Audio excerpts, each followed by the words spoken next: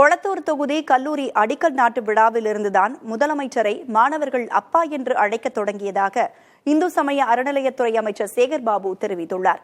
இதுகுறித்து புதிய தலைமுறையுடன் அவர் பகிர்ந்து கொண்டவற்றை சின்ன பேட்டியில் பார்க்கலாம்.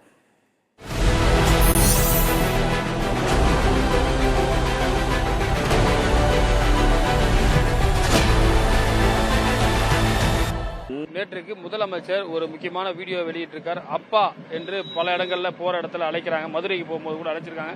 இது எப்படி பாக்குறீங்க சார்?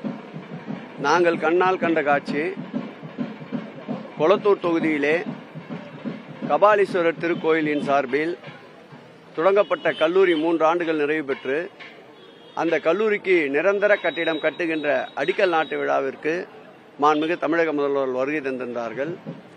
ஏற்கனவே 3 ஆண்டுகள் படிப்பை முடித்து அவர்களுக்கு கேம்பஸ் இன்டர்வியூவில் பணி கிடைத்து அந்த பணிக்கு சென்றவர்கள் முதல்வருக்கு நன்றி தெரிவிக்க வேண்டும் என்று எழுந்திருந்தார்கள்.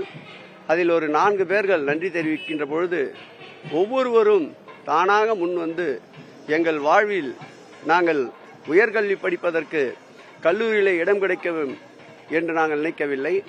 அப்படி இடம் கிடைத்தாலும் பொருளாதார ரீதியாக எங்களுக்கு முழு அளவிலே அந்த படிப்பிற்குண்டான கட்டணத்தையும் புத்தகங்களையும் உடைகளையும் வாங்குவோமா என்ற எண்ணம் இயக்கம் இருந்தது. அதேபோல் நாங்கள் வசிக்கின்ற பகுதியிலேயே இப்படிப்பட்ட ஒரு கல்லூரி அமையுமா என்ற இயக்கத்தில் இருந்தோம். அதேபோல் நாங்கள் இருக்கின்ற இந்த பகுதியில் அமைகின்ற கல்லூரியில் தரமான கல்வி பெறப்படுமா என்ற இயக்கத்தில் இருந்தோம்.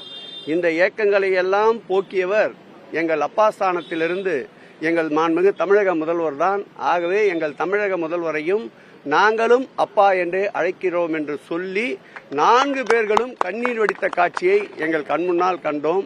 இப்படி தமிழகத்தில் அவருடைய எண்ணற்ற திட்டங்கள், காலை சிற்றுண்டி என்றாலும் சரி, மகளிர் விடியல் பயணம் என்றாலும் சரி, சுய உதவி குழுக்களுக்கு கடன் தள்ளுபடி என்றாலும் சரி, சுய உதவி குழுக்களுக்கு தேவையான அளவு கடன் பெற்றுத் தருவதென்றாலும் சரி, நான் முதல்வன் திட்டம் என்றாலும் சரி, தமிழ் புதல்வன் திட்டம் என்றாலும் சரி, இப்படி எண்ணற்ற திட்டங்களால் தமிழக மக்களோடு ஒன்றிணைந்து பின்னி பிணைந்து நிற்கின்ற தமிழகத்தின் தாயுமானவர் எங்கள் கழகத் தலைவரை அப்பா என்ற குரல் தமிழகம் முழுவதும் எதிரொலித்துக் கொண்டிருப்பதில் நாங்கள் ஆனந்தம் அடைகிறோம்.